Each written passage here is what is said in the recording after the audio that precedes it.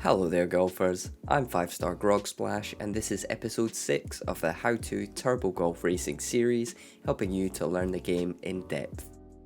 This episode is going to be focusing on core setups and will be a bit shorter than the rest since core choices can be so varied and based on what you as a player enjoy or struggle with. If you're approaching the game as a new player, I wanted to give a little bit of advice on what cores to pair up to give yourself the best chance to learn. You can be pretty fast even with no cores, but using them gives you the opportunity to either be more risky with a view to being faster or to reduce your risk and improve your consistency.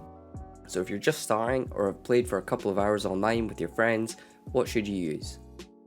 The first basic setup is shock with big ball. You'll be able to unlock this setup by getting just 10 stars in the time trial mode, since when you hit 3 you'll unlock shock and 10 will get you big ball. Big ball isn't necessary here, but it is just easier to hit and you should be using your shocks to push the ball into better spaces for the next shot and near the hole for putting. You'll be able to keep using shock as you move up the skills, or you can swap this out for another active core later like magnet or sticky, but shock is a good one to get started with. An alternate setup could be double dash and straight shot. You don't need to use chain dashing, but the idea here is that having an extra dash will help you cover rough ground easier and still allow you to do a dash shot within one glide, which is a great shot to be practicing. Then you'll want to use short glide shots in areas where there are tight turns to keep close to the inside. Straight shot is just there to remove something else you need to learn at the same time, making things just a little bit easier. Now neither of these are set in stone, so you could easily run big ball and straight if you want to practice your ball hits but are struggling with missing the ball.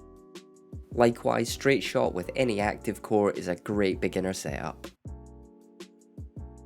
Now, once you have some hours under your belt and you've gotten a bit more comfortable with the movement mechanics and how to hit different shots, but still want to go faster, what next? So if you're looking to start optimizing your times and really get better, you'll want to drop anything that qualifies as training wheels. That means taking off straight shot and learning how to use curve to get the best lines around corners. If you're still using Sandmaster or Rough Rider as well, you might want to consider learning to use a movement core, which will increase your top speed. Your first step into faster movement cores should probably be Hothead, since unlike with Hyperglider, you can control when your boost is drained. Remember, you'll need to make sure you're doing flips and using boost strips to maximize your boost and minimize the time that you need to use it. If you change to active core, you'll probably already start to have a better idea of the best uses for them and can start incorporating some riskier plays.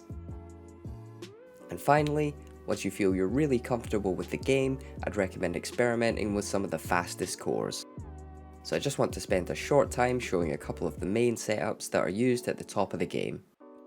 In the time trial mode, most of the hold records currently use the combination of quick flip and hyperglide. As you can see, this results in a playstyle that ends up with the car being in the air a lot of the time, since quick flip gives us a momentum boost up to max speed and hyperglide increases that max speed and lets us hold it. These runs look smooth and might not even look insanely difficult, but if you want to do these more than 1 out of 50 tries, you'll really need to know how to control the ball and plan your route. Because of the variety of holes we have, there are some that use other combos in time trial. Some use magnet with hyperglider, and some even use hothead and big shot combined with a grog smash and top spin to hit a humongous shot that goes into a ring for a hole in one. You can run any of these combos in multiplayer of course, but for consistency a lot of players use a ball interaction active core since it makes it easier to correct certain mistakes. Because of this, hothead paired with shock or magnet is a good and common setup to see from top players online. You can definitely swap out hothead for hyperglider here, but again, if consistency is the goal, then hothead is effective on uphill and flat maps and is slightly more forgiving than hyperglider. And there we have it.